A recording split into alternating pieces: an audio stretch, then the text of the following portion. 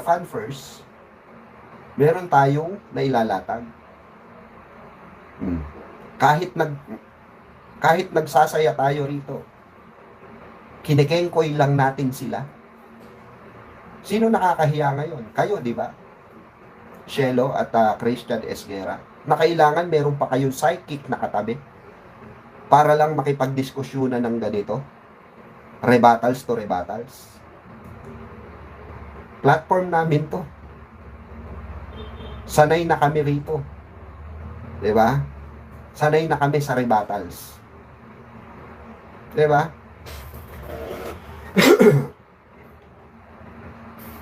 So wala kaming kailangan patunayan sa inyo. Kayo ang kailangan may patunayan. Tama ba, mga kababayan? Sila po ang kailangan may patunayan sa atin. Hindi po tayo ang kailangan magpatunay sa kanila. Diba? Dahil tayo dumidepensa. Okay? Dumidepensa po tayo. Sila ang may kailangan patunayan. Diba, Ma'am Annalyn?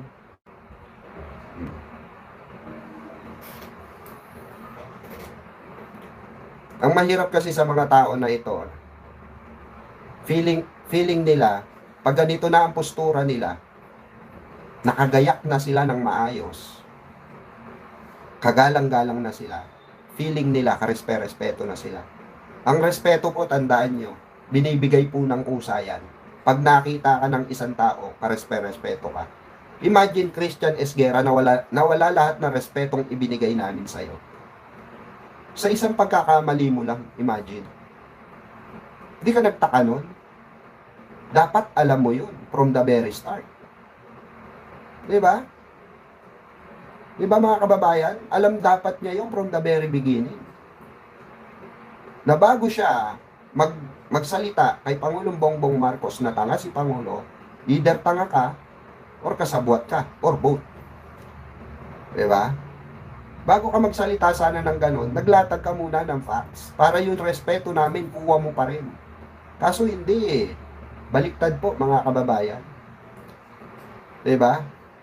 Tayo po ang naglabas ng facts. Na sila po ay bitter lamang. Na sila po ay propagandista. Sila po ay anti-Marcos. Pansinin nyo, puro budget insertion ang sinisita nila. Pero even si Llamas, even si Drilon, sinabing walang masama sa insertion. Even si Trillanes,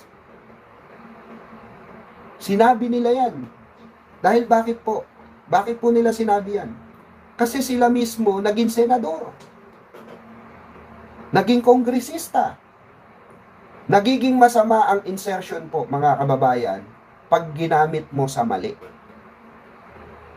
And paano mo malalaman kung may anomalya ang isang pondo at paano mo malalaman ang isang pondo kung hindi ginastos sa tama? Paano mo po malalaman? Isa lang, antayin mo yung audit. Diba? Kung talagang merong lapses. Kung talagang nagamit ba ng tama yung budget na yan. Ang gusto kasi nila mangyari, mga kababayan, huwag pipirmahan ng budget kung may red flags. Huwag pipirmahan ng budget, they want to delay the system. Ganun yung nila, gusto nilang mangyari sa bansa natin. Magutom tayo lahat. Bumaksak ang ekonomiya. Himay-himayin muna. Eh di sana, kung himay-himay, dapat, sabi ko nga, dapat nasa loob kayo. Magkaiba kasi yung nagmamarunong sa marunong. Tandaan nyo po yan. Sila Shelo Magno po at si Christian Esguera hindi po marunong. Nagmamarunong. Magkaiba pong definisyon yun. Diba? Magkaiba po yun. Ibang-iba. Kasi madali lang pong magmarunong. Mahirap yung may dunong. Kasi kailangan mong aralin. Kaya nga natatawa ako, binasag siya ni Atty. Bueno.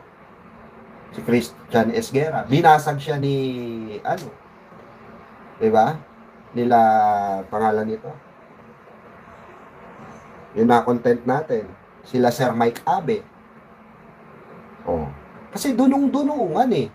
Bigla na lang naging budget analyst. Hindi natin makuha yung logic niya eh. 'Di ba, Mama Sadanita? Never tayong nagmarunong, mga kababayan. Kaya nga sinasabi ko sa inyo, mahirap po yung sobrang talino mo. Gamit lang namin sa kanila basic knowledge po. And facts. Diba? Na ano pong facts yung dinideliver namin dito sa aming mga social media platform? Galing po sa media. Nilalabas ng mainstream media. Nilalabas ng Senado, nilalabas ng Kongreso. Basic knowledge. Adapt those knowledge. Diba? At least credible kami. Mas credible kami. Kesa yung mas magaling ka pa dun sa bumubuo ng budget. Diba? Kesa yung mas magaling ka pa doon sa mga gumagawa ng batas. Magkaiba yun. Christian Esguerra, Cielo Magno. Magkaiba ang propagandista. Magkaiba ang na nasa loob ka. At ikaw yung gumagawa ng lahat ng sinasabi nyo. Kasi hindi namin makita rito yung valid reason nyo. Kasi lahat ng reason nyo invalido. Diba, mga kababayan? Sobrang invalido lahat ng mga pinagsasasabi nyo sa live streaming nyo.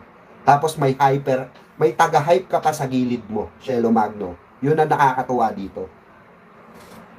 Diba, partner? Anong masasabi mo? Nakakahiya ka, Cielo, sa totoo lang. Biruin mo, nababara ka ng hindi propesor. Yung marunong lang makinig sa propesor noon. Pero kaya kang basagin. Nakakaya yun, di ba, Cielo? Mas nagiging facts pa yung mga sinasabi ko rather than sa sinasabi mo. Kasi yung sinasabi mo, walang pinupunto. Oh. Pero ang totoo, ginagamitan lang kita ng logic dito. Professor ka pa. Di ba? Kung sino man ang shoutout sa mga anak nito, patigilin nyo na nanay nyo, nakakahiya na kayo. Nakakahiya sa pamilya mo, Cielo Magno. Sa totoo lang. Gumagawa ka na ng kahihiyan para sa pamilya mo. Hindi lang sa'yo. Kasama na buong pamilya at angkan mo. Diba, mga kababayan? Kasi tandaan natin, pag ikaw napahiya, kahiya-hiya na rin pati buong pamilya mo. Dahil bit-bit mong apelido. Cielo Magno. Diba, mga kababayan? Kahit ako hindi ako makapaniwala na may mga ganitong klase ng propagandista, no, na nag-i-exist pa rin pala. Na nahimik lang pansamantala. 'Di ba? Pero sinasabi nila, patuloy sila nagsasalita na nagtatanong sila kay Pangulo. Nagtatanong, magkaiba yung nagtatanong. Magkaiba yung may pinatutungkulan. Ang sarcastic naman ang dating, 'di ba? Diba? Magkaiba, Cielo, magkaiba yung may pinapatungkulan. Magkaiba yung nagtatanong. Obvious. Diba? Kung meron kayong reklamo, dalhin nyo sa Kongreso. Dalhin nyo sa Senado. Kung gusto nyo, dalhin nyo na sa Supreme Court pa. Dalhin nyo sa Ombudsman, magsampa kayo ng kaso. Kagaya ni Erice. Si Kong Erice. Ngal-ngal ng ngal-ngal. Diba? Puro dakdak. Dakdak. May napatunayan ba? Wala. Yan ang mahirap eh. Sabi ko nga sa inyo, sa lahat ng bagay, mga kababayan, Napakadaling magsalita. Napakahirap magpatunay, sabi nga ni Sir Mike Abe, sabi nga ni Attorney Bueno, di ba? Yan, matatalino yan. Kung tutuusin, Christian Esguerra, Shelo Magno, mas matalino sa inyo yung mga yan. Pero, inaapi ba kayo niyan? Dinadown ba pagkatao nyo niyan? Degree nyo niyan? Hindi.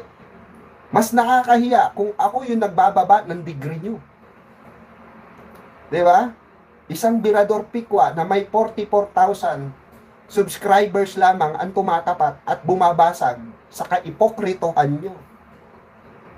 Oh. Mas nakakahiya yun. Diba? Imagine, napapanood tayo ng sambayan ng Pilipino, Luzon, Visayas, Mindanao, Estados Unidos hanggang Europa. Na isang Birador Pikwa lang pala kaya kayong banatan, kaya pala kayong ilampaso. Oh. Kaya kayong basagin yung mga naratibo nyo, yung mga propaganda nyo. Nakakahiya yun. Profesor kayo, tandaan nyo. Kaya naniniwala na ako sa sinasabi ni Yuse Claire Castro na hindi lahat ng professor o hindi lahat ng teacher nakakapagturo ng maayos.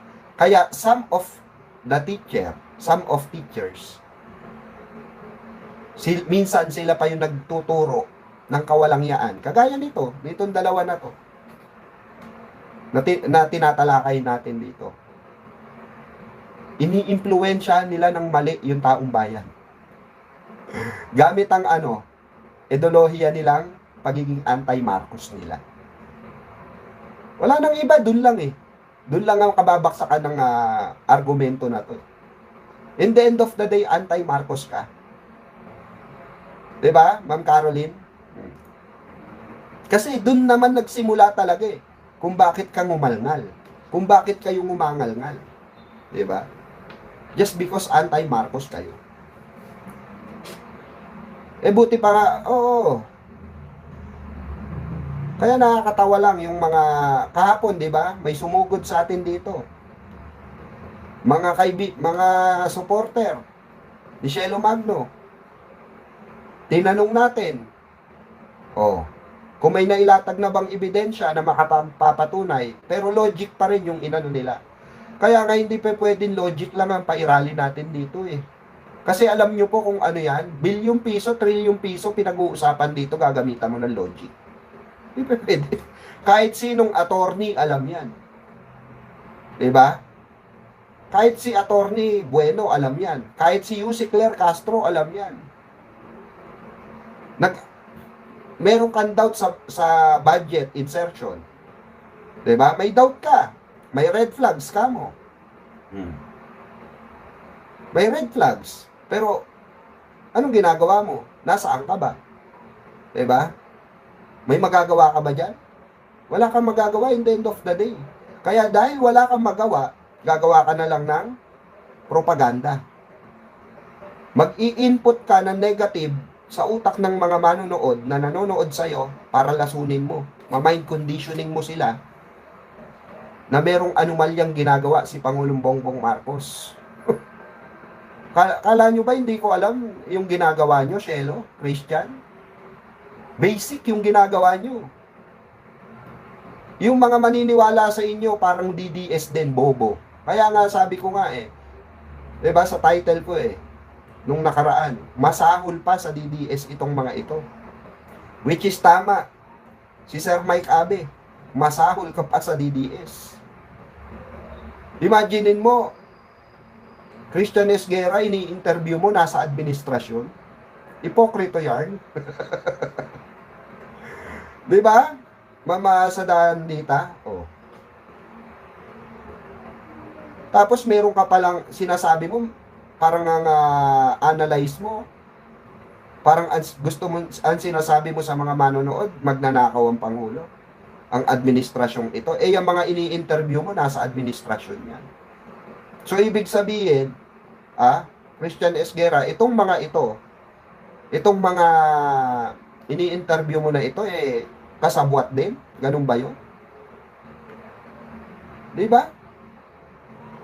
Kasi may mga kausap kami dilawan. May mga nakakausap kami na mga pinklawan.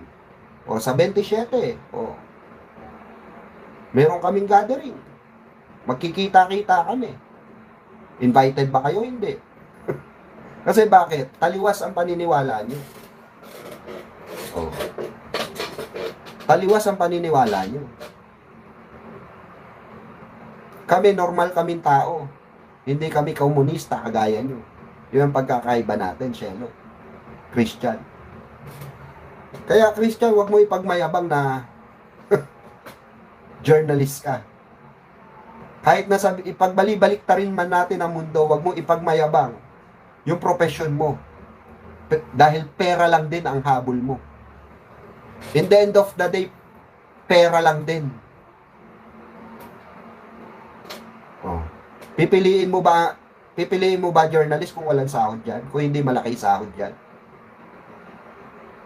Oh. Huwag tayo paka-ipokrito. Di ba?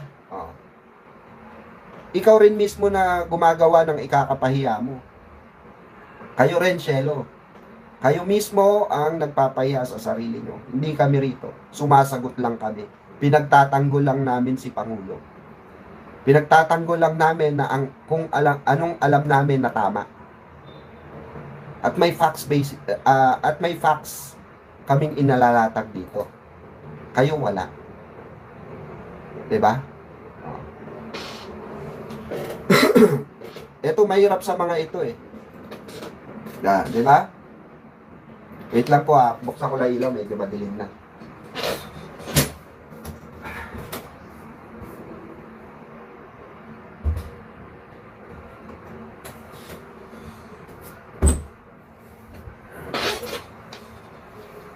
Ayan. Siguro naman, 'di ba, sa itsura kong to, mga kababayan, sa pananalita kong ganito, mga kababayan, pwede na sila makipagdebate sa amin. Walang murahan, maayos, malumanay na pananalita. 'Di ba? Kasi yan ang batayan nila eh. Maayos, 'di ba? Na pananalita at maayos na postura para maging credible ka according sa mga supporter nila. Kasi sabi nila wala kang quality, wala kang kalidad, Tirador Pikwa, puro mura lang ang alam mo. Sa mura ka lang magaling. O sinasabayan ko talino ng mga amo nyo.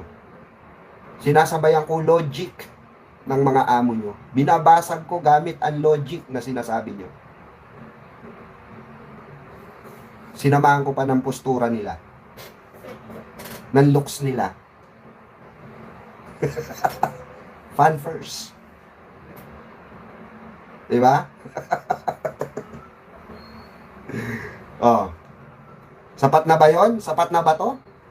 Ang babaw, diba? Ang babaw.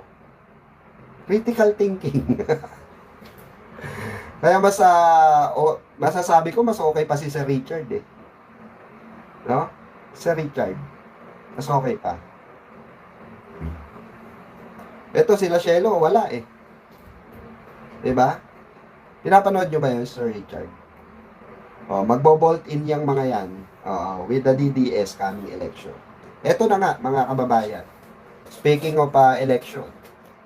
Oh, kasi mas masahol pa sila sa DDS eh. Oh, abangan natin sa election. Kasi may nakarating sa amin na may naglabas nga na isang tatakbo sa pagka-presidente next election. May nasa likod na nila. Nakarating sa amin. Kaya ngayon nang umangal-ngal. Kasi gusto nila maapektuhan kung sino yung itataas na kamay ni Pangulo. Ganon. Gusto nilang maapektuhan. Bumaba yung trust rating ni Pangulo. Actually, kung kay Pangulo, wala nang mawawala eh. Kaya may itaas man siya o wala nang pakialam si Pangulo dyan kung tutusin after ng term. Diba? Kung tutusin, kahit di na siya mag-promote or magtaas ng kamay, wala na tayong pakialam dyan. Tayong mga loyalista, wala na tayong pakialam dyan in the end of the day. Sila ang may kailangan sa atin eh. Tandaan nyo yan. Sila ang may kailangan sa atin. Tayong mga loyalista ang kailangan nila. Sa dami ba naman natin? What if magkaisa tayo? 'Di ba? Oh. Ay pagka tumakbo si Sir Rafi, tapos walang inendorso si Pangulo, Rafi Tulfo ko. Rafi Tulfo ko.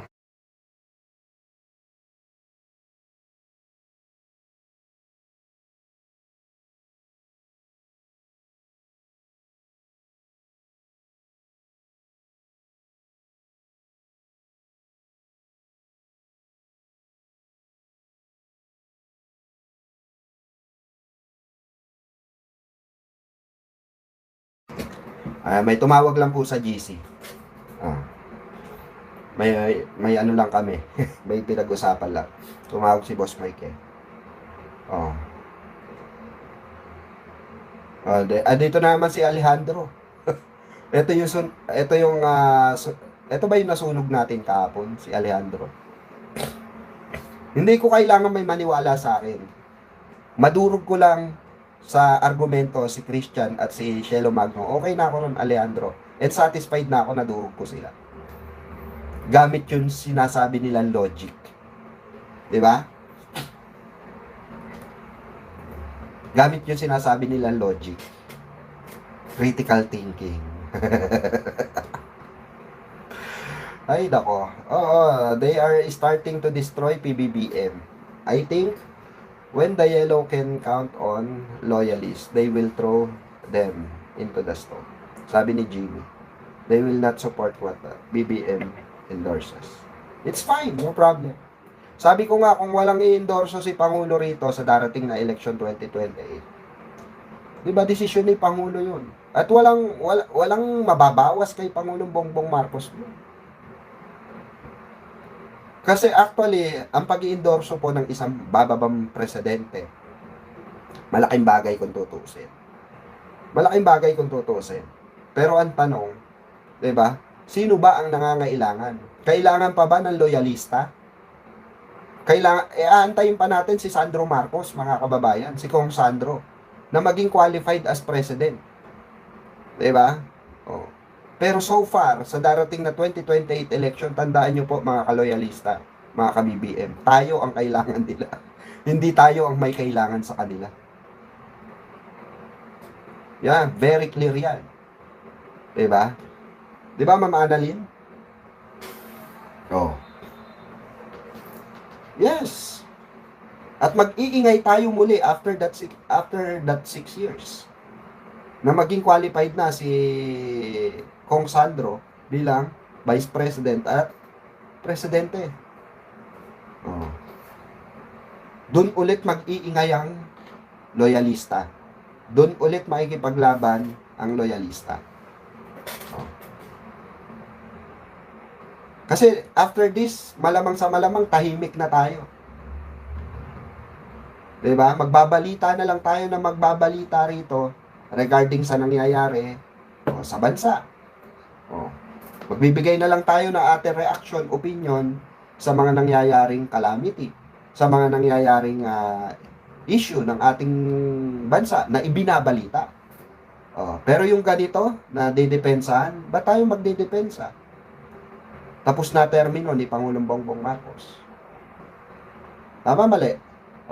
More or less, may kakalaban pa rin kay Pangulong Bongbong Marcos. That's the time na magsasalita pa rin tayo. 'Di ba? De-defend pa rin natin, loyalist nga tayo. 'Di ba? Hindi na puputol ang pagiging loyalist natin pagkatapos ng termino ni Pangulo. Kung may babakbak kay Pangulo, bakbakan din natin. 'Di ba? Ganun lang kasimple yung magbakbakan tayo. Ganun kasimple yun. Pero yung ganyan na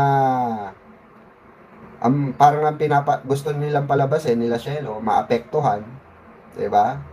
Yung rating ni Pangulong Bongbong Marcos para maapektuhan kung sinong itataas ang kamay. Actually, hindi na natin problema yan. Kaya bumaba ang trust ratings ni Pangulo. Diba? Pangulo na nagawa na niya yung trabaho niya after the election. Itutuloy na yan ang panibagong susunod na presidente. Diba? Wala na. Buti nga diba itong panahon ni Pangulong Bongbong Marcos, namulat tayo na, ay, grabe, nung matagal na pala nangyayari itong nakawan sa DPWH na. Panahon pa pala ni Kopong-Kopong, may mga ganitong racket na ang mga engineers, ang mga nasa sangay ng DPWH. Diba? Tapos questionin nila yung pondo ngayon ng DPWH. Hindi, wag ng pondohan. Diba? Ganun kasimple, wag ng pondohan. Diba? Bigay nyo na kala Shelo Magno. Pag binigay ba sa'yo, Shelo, mananahimik ka na? Hindi pa rin, di ba? Kasi ang main goal nyo, idinadahilan nyo na lang yung insertion, idinadahilan na lang talaga nila yung budget. Yung mga red flags na kesyo nakikita nila. Dahilan na lang yan. Pero ang main goal talaga nila rito, tatamaan si Pangulong Bongbong Marcos. Bakit? Ang palalabasin nila, hindi naman mangyayari ang anomalya na yan sa flood control na yan kung hindi mo pinirma ng budget. Di ba? Alam na natin agad, di ba?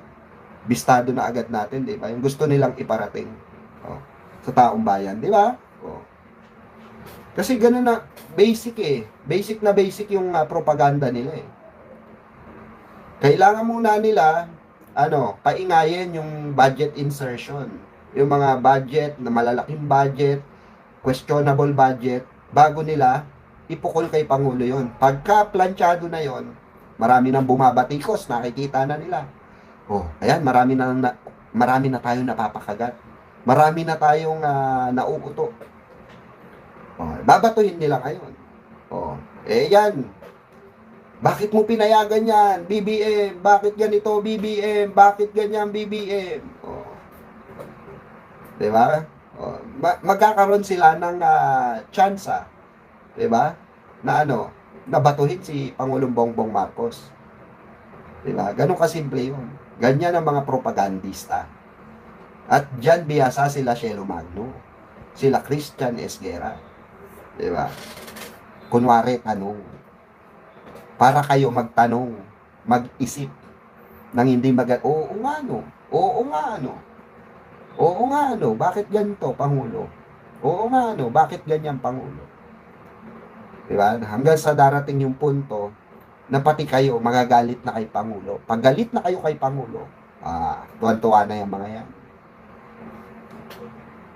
That's the time na aarangkada na sila. Aarangkada na po sila sa gusto nilang mangyari, pabaksakin ang administrasyon. Ganun po yun, mga kababayan. Obvious na obvious. Diba? Silent, yan, ang tawag dyan, silent detonator. Diba, mga kababayan? Kaya dapat maging, po tayo, maging mapanuri po tayo sa mga taong nagsasalita. Hindi lahat na nagsasalita, diba, na may punto ay tama. Minsan yung mga nagsasalitang may pinupunto ay may sinisira. Tandaan po natin yan. At yan po sila Shelo Magno at sila Christian Esguerra. May pinupunto dahil may gustong masira. Okay, once again, ito po muli ang inyong lingkod, Virador P4 Service, mga kababayan. Isang oras at maraming salamat sa inyong pakikinig, pag-antabay sa araw-araw. Mamaya po, magla-live ulit tayo for another topic. I-highlights na po natin yung mga nangyayari. Dahil napafocus tayo dito kay Shelo at kay Christian Esguerra. Pero syempre, patuloy pa rin natin pong tatalakayin yan. At mamaya po, meron po tayong mga tatalakayin na mga nanggaling sa balita at magbibigay po tayo ng opinion, ating saloobin, regarding po sa mga issue. Okay? Ito po muli ang inyong lingkod, Virador P4 Service, Luzon, Visayas, Mindanao, Estados Unidos, hanggang Europa. Maraming salamat po sa inyong pagantabay at pakikinig. Ito po muli, ang fan first. Salamat, mga kababayan.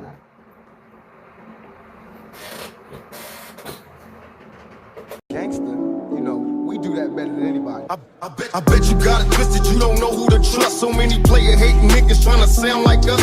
Say they ready for the front, but I don't think they know it. Straight to the depths of hell is where them cowards going. Well, all you still down, nigga, holler when you see me. And let these devils be sorry for the day they finally free me. I got a caravan of niggas every time we ride.